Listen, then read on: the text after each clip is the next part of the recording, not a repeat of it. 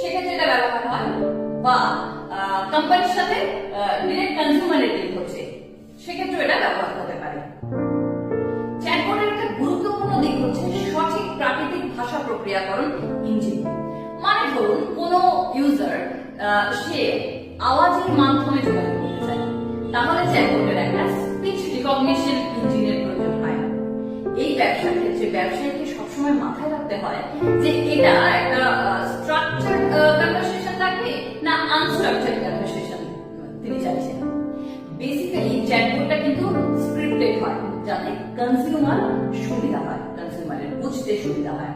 মানে ধরুন আমি কোনো কিছু সার্চ করছি, কোনো কোম্পানির সম্পর্কে কিছু জানার চেষ্টা করছি গুগলে গিয়ে, হঠাৎ করে আপনারা দেখে থাকবেন একটা পপ আপ আসে, hello how can I help